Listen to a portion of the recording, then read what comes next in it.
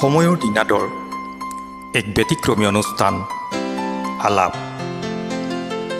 সদায় এক ব্যতিক্ৰমী যাত্ৰা। নমস্কাৰ, সময়ৰ নিনাদৰ এক ব্যতিক্ৰমী অনুষ্ঠান আলাপলৈ আপোনালোক সকলোকে স্বাগতম জনাইছোঁ। আলাপৰ আজিৰ অতিথি এজন ই ৰিক্সা চালক। আপোনালোকে হয়তো ভাবিব যে গুৱাহাটীকে ধৰি ৰাজ্যৰ বিভিন্ন প্ৰান্তত হেজাৰ হেজাৰ ই ৰিক্সা চালক আছে। তাৰ মাজতো এখেত আজি আমাৰ আলাপ অনুষ্ঠানৰ কিয় অতিথি হ'ল, কাৰণ এখেত কিছু ব্যতিক্ৰম। আমাৰ মাজত উপস্থিত আছে গুৱাহাটী মহানগৰীৰ বিৰুবাৰীৰ এজন ই ৰিক্সা চালক বাবলু পাল চৌধুৰী ডাঙৰীয়া। আহক আমি তেখেতৰ মুখেৰে তেখেতৰ ব্যতিক্ৰমী জীৱনৰ কিছু পৰিক্ৰমা জানো। নমস্কাৰ, মই বাবলু পাল চৌধুৰী। মই ই ৰিক্সা চলাওঁ। বৰ্তমান এতিয়াতো মোৰ গাঁৱটো ভাল নাই, মোৰ ভৰি এটা বেয়া হৈছে। তাৰ কাৰণে মই উপায় নাপাই ই ৰিক্সা চলাই আছোঁ। মোৰ সংসাৰটো চলাবৰ কাৰণে মোৰ বাচ্চা এটা আছে আৰু ফেমিলি এজন, তাকে লৈ এতিয়া বৰ্তমান হেৰি কৰি আছোঁ, ৰিক্সাখন লৈ কিনে জীৱনটো চলাই আছোঁ। ইতিমধ্যে আমি জানিব পৰা মতে চৌধুৰী ডাঙৰীয়াৰ এখন ভৰি সম্পূৰ্ণ বিকল। তেখেতে বৰ্তমান এখন প্লাষ্টিকৰ ভৰি লগাই তেখেতে জীৱন সংগ্ৰাম কৰি তেখেতৰ পৰিয়ালটোৰ ভৰণ পোষণৰ দায়িত্ব পালন কৰি আহিছে। আমি এতিয়া তেখেতৰ মুখেৰে জানো আহক যে তেখেতৰ এই দুৰ্ঘটনাটো কেনেধৰণে হ'ল আৰু কেতিয়া হ'ল, আৰু তেখেতৰ এতিয়া দৈনন্দিন জীৱন সংগ্ৰাম কেনেকুৱা, কওকচোন। মোৰ এইটো বেমাৰ 2022 হৈছিলে। হোৱাৰ পিছত মই মেডিকেল এডমিট আছিলোঁ। তাৰপিছত মোৰ বেমাৰটো হৈছে আপোনাৰ চুগাৰৰ পৰা। তাৰ কাৰণে মোৰ ভৰিটো কাটিব লগা হ'ল। তাৰ বিষয়ত এতিয়া মই উপায় নাপায় এই ই ৰিক্সাখন চলাব লগা হৈছে। আৰু আপোনাৰ ইহঁতৰ ইমান দিনৰ পৰা এই মোৰ সংসাৰটো জীৱন যাপন কৰিবৰ কাৰণে মই আপোনাৰ এই ৰিক্সাখন চলাই সংসাৰখন চলাই আছোঁ। চৌধুৰী ডাঙৰীয়া, আমি জানিব পৰা মতে 2023 বৰ্ষত আপোনাৰ ভৰিখন সম্পূৰ্ণৰূপে বিকল হৈ পৰে। তাৰ পিছৰ পৰাই আপুনি এখন প্লাষ্টিকৰ ভৰি লগাই আপুনি ই ৰিক্সা চলাই দৈনন্দিন জীৱন যাপন কৰি আছে। এটা পৰিয়ালৰ তিনিজনীয়া পৰিয়াল এটাৰ ভৰণ পোষণৰ দায়িত্ব পালন কৰি আহিছে। ইয়াৰ আগতে আপুনি কি কৰ্মৰ জৰিয়তে দি আপোনাৰ সংসাৰখন চলাইছিল, আপুনি অকণমান সময়ৰ নিনাদৰ দৰ্শকসকলক জনাই দিয়ক। নমস্কাৰ, মই আগত আপোনাৰ ফাৰ্নিচাৰৰ কাম কৰি আছিলোঁ লেবাৰ হিচাপত। তাতে সেইটো দি কিনে মই সংসাৰখন চলাই আছিলোঁ। এতিয়া মোৰ এই বেমাৰখন হোৱাৰ পিছত মোৰ এতিয়া উপায় নোহোৱা হৈ কেনে মোৰ এটা ভৰিও নাই। বৰ্তমান এতিয়া প্লাষ্টিকৰ ভৰি দি কিনে চলি আছোঁ। এই তাৰ পিছৰ পৰা মই এতিয়া ই ৰিক্সাখন লৈছোঁ। ই ৰিক্সা দি কিনে মোৰ সংসাৰখন চলাব লগা হৈছে। আৰু আপোনালোকৰ তাতে আৰু উপায়টো মোৰতো নাছিলেই, তেতিয়াহ'লে মইতো কাম কৰিব নোৱাৰোঁ। এতিয়া বৰ্তমান এতিয়া কাম নকৰি প্লাষ্টিকৰ ভৰি দি কিনে মই বিল্ডিঙত যাব নোৱাৰোঁ।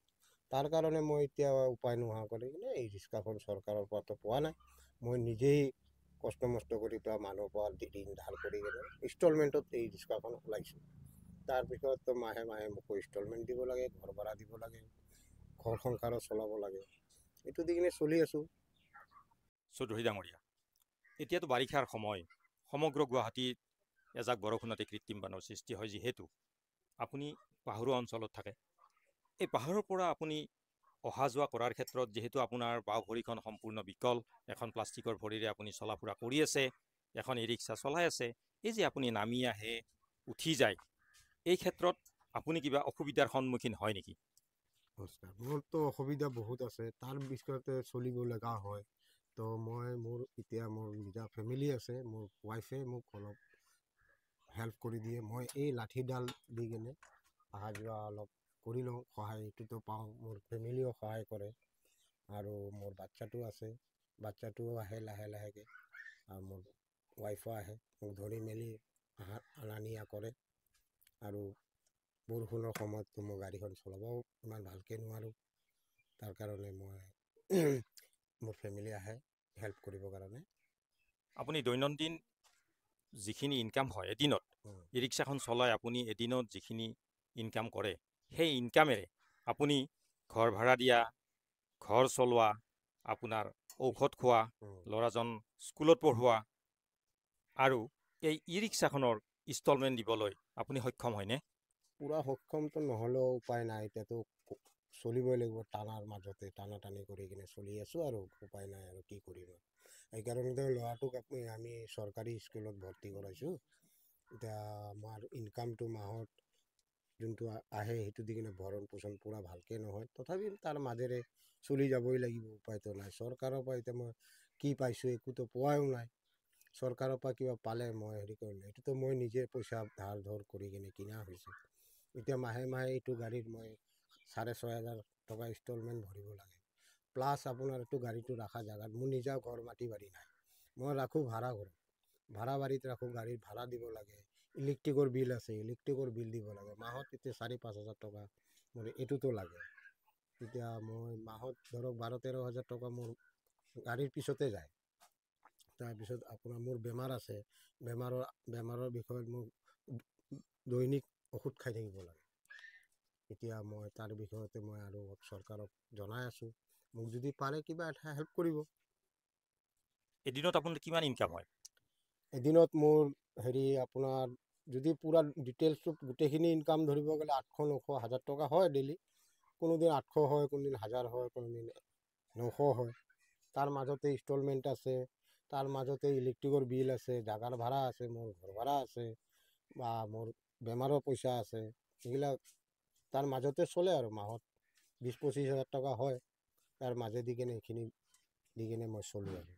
এতিয়াতো বাৰিষাৰ সময়, বাট পথ যথেষ্ট বেয়া। হয়। ভাল দিনৰ ইনকাম আৰু এই বাৰিষা সময়ৰ ইনকাম আপোনাৰ একে থাকে নে কিবা পাৰ্থক্য হয়? নাই, আপ ডাউন হৈ যায় ছাৰ।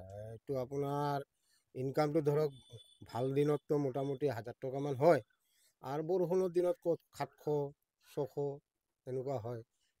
700-600, কোনদিন 500, তাৰ মাজতে চলিব লাগিব আৰু। বেলেগতো ৰাস্তাও নাই মোৰ, যে বেলেগ উপায় নাই।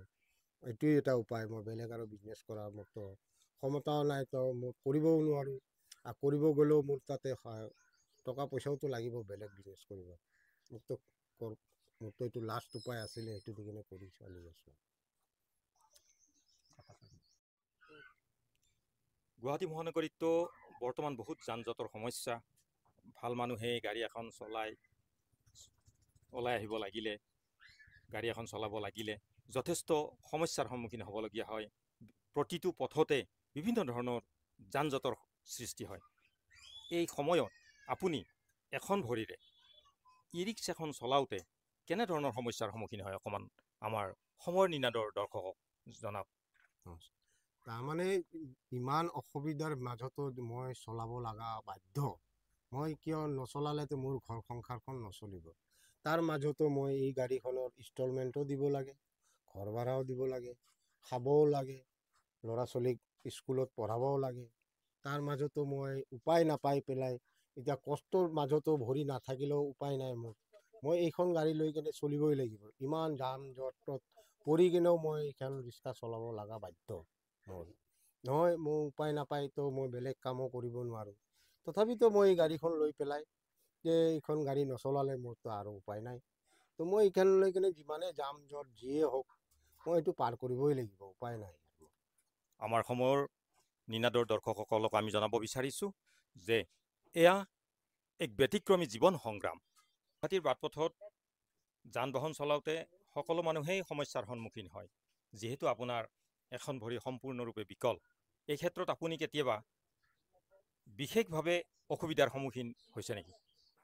হৈছোঁ, আৰু আপোনাৰ ধৰক কেতিয়াবা মাজে মাজে ইলেক্ট্ৰনিক গাড়ী হয়, কেতিয়াবা মাজে মাজে মোক গাড়ীখন অলপ অসুবিধা দিয়ে।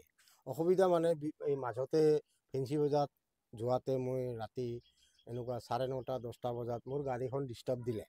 তো মই গাড়ীখনক লৈ পেলাই 1-1.5 ঘণ্টা তাতে হেৰেছমেণ্ট হ'লোঁ। মোৰ এখন ভৰি নাই, ওচৰে পাঁজৰে মানুহে মোক চাই পেলাই অলপ হেল্প কৰি দিলে, মোক গাড়ীখন অলপ ঘৰলৈ টানি আনিব লগা উপায় কৰি দিছে। সেইখিনি মানে মই এতিয়া ৰাজপথত চলাতে মোৰতো অলপ অসুবিধা হয়েই গাড়ীখন লৈ কিনে, তথাপিও মই উপায় নাই, মইতো এই গাড়ীখনক লৈ পেলাই চলিব লাগিব। এইটো গাড়ী ইলেক্ট্ৰিক গাড়ী হয়, ইলেক্ট্ৰিক গাড়ীটো অলপ ৰাস্তা ঘাটে ইমান যান বাহন আছে, কিছুমান ক্ষেত্ৰত মই অসুবিধা পালেও মই এইটো উপায় নাই, চলিবই লাগিব। শেষত চৌধুৰীলৈ আন্তৰিক ধন্যবাদ জ্ঞাপন কৰিছোঁ। তেখেতৰ ভাল হওক। আজিলৈ ভিডিঅ'টি ইমানেই। আপোনালোকে যদি ভিডিঅ'টি ভাল পাইছে তেনেহ'লে লাইক, শ্বেয়াৰ আৰু কমেণ্ট কৰিবলৈ নাপাহৰিব। লগতে সময়ৰ নিনাদ ইউটিউব চেনেলটি ছাবস্ক্ৰাইব কৰি আমাৰ যাত্ৰাপথত সহায়ক হ'ব। নমস্কাৰ।